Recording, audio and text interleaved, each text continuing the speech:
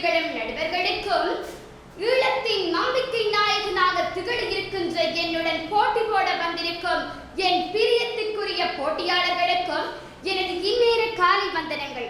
நான் உங்கள் முன்னிலையில் தமிழ் மொழி நம் உயிர் மொழி எனும் தலைப்பில் பேசலாம் என வந்துள்ளேன். தமிழ் மொழி என்பது பிறந்து சிறந்த மொழிகளிலே சிறந்தே பிறந்தது என் தமிழ் மொழி. உலகில் வாழும் உயிரினங்களில் மனிதன் மட்டுமே மொழியினை பயன்படுத்துகின்றான். அந்த வகையில் மொழியானது உணர்வுகளையும் கருத்துக்களையும் தெரிவிப்பதற்கு அவசியமாகும். அந்த வகையில் உலகின் முதல் மொழியாக தமிழ் மொழி போற்றப்படுகின்றது. பாரதியார் கூறுகின்றார், ஞாமறிந்த மொழிகளிலே தமிழ் மொழி போல் இனிதாவது எங்கு காணோம் என்று தமிழ் மொழியினை சிறப்பித்து கூறுகின்றார். சங்கம் வளர்த்த ஒரே ஒரு மொழி தமிழ் மொழி.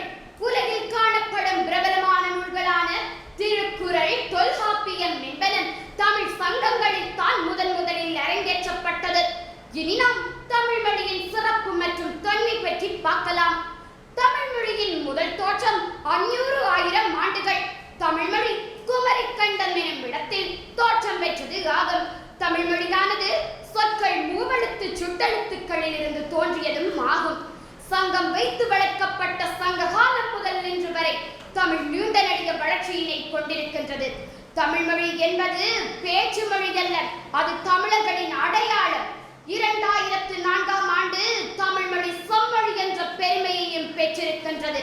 இதைவிட தமிழ் மொழிக்கு வேறொரு கௌரவிப்பு வேறு எதுவும் தேவையில்லை எனலாம்.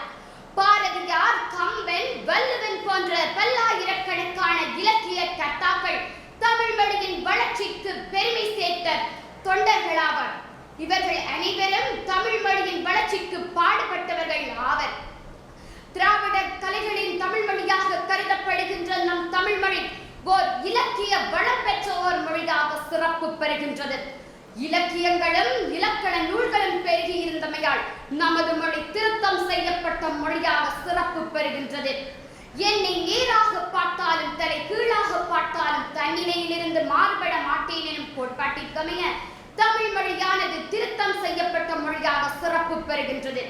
அகத்தியர் அருளிய அழகிய மொழி, மருத்துவம் பேசும் மதுர மொழி என்றெல்லாம் பலர் சிறப்பித்து கூறுகின்றனர் நமது தமிழ் மொழியை.